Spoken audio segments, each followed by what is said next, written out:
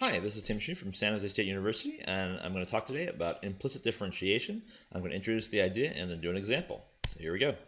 So when do we need to use implicit differentiation?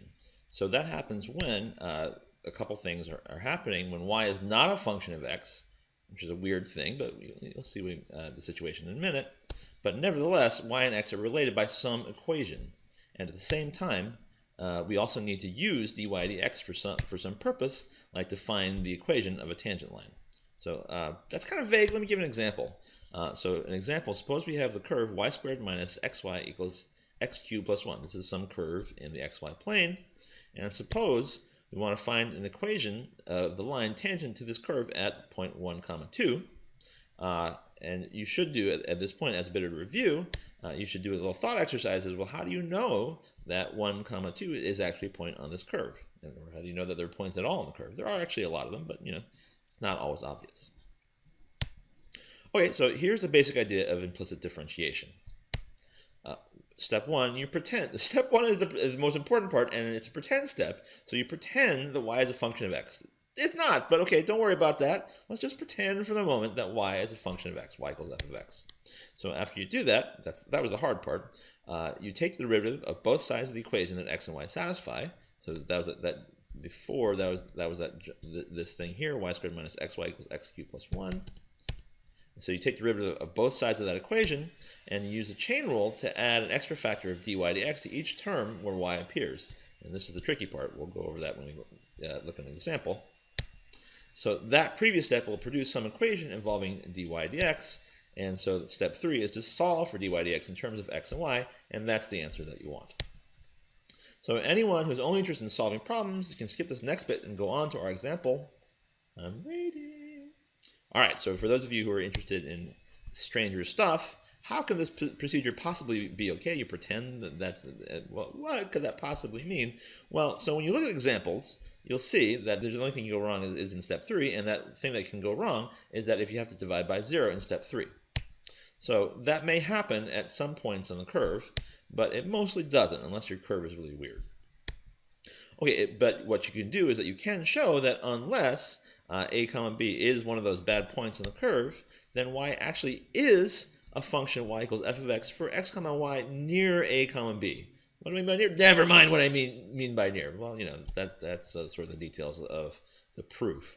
But the idea is that unless you have a really bad point, y actually will be a function y equals f of x, and that this procedure actually gives you the correct answer for f prime of a equals dy dx. So as much as you can have the derivative of y with respect to x near that point, near a given point, this is the way to get it. All right, so back to concrete stuff. Welcome back, those of you who skipped the proofy thing. So let's again consider our example, y squared minus xy equals x cubed plus 1. And let's find the equation of the line tangent to this curve at 1, 2. All right, so let me go over the tricky part first. The tricky part comes from computing something like the derivative of y squared with respect to x. And so the tricky point is that the derivative of y squared with respect to x is 2y times dy dx. Where does this other term come from, this dy dx? Well, it comes from pretending that y is actually a function of x and applying the chain rule. Because if y actually is a function of x, then what will the derivative of y squared be? It'll be the derivative of the outside function, 2y, evaluated where it should be at y, times the derivative of the inside function, where the inside function will actually just be y. So there we go. So keeping that in mind, taking the derivatives of both sides of y squared minus xy minus x cubed minus 1 equals 0. So I took our original equation, y squared minus xy equals x cubed plus 1, and moved the right-hand side over to the left-hand side, just for typographical reasons.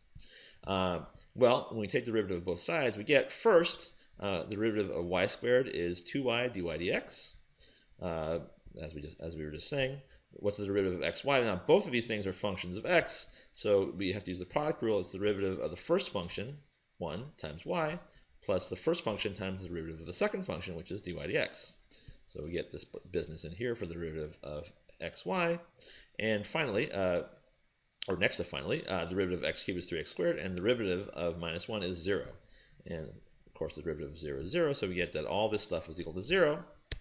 So collecting terms, we see that quantity 2y minus x times dy dx minus y minus 3x squared is equal to 0. So we're trying to solve now for dy dx, and so we're going to put this stuff over on the right hand side, and we get that 2y minus x times dy dx is equal to y plus 3x squared. So dividing both sides by 2y minus x, we get that dy dx is equal to y plus 3x squared over 2y minus x. Da da da da! There's your answer. So here it is again, dy dx equals y plus 3x squared over 2y minus x. Now what we originally asked, we were asked to find the equation of the tangent line to our original curve at 1, 2. So to find the slope of that tangent line, we're going to plug in 1, 2 over here. So again, at 1, 2, we have that dy dx is equal to 2, plugging in for y, plus 3 times 1 squared over 2 times 2 minus 1. So the top becomes 5 and the bottom becomes 3. And so dy dx equals 5/3, which means that the slope of the tangent line is 5/3, which means, by the point slope formula, that the equation of the tangent line to our original curve at 1, 2 is y minus 2 is equal to 5/3 times quantity x minus 1. All right, hopefully that was mercifully brief, so go do something useful. Bye!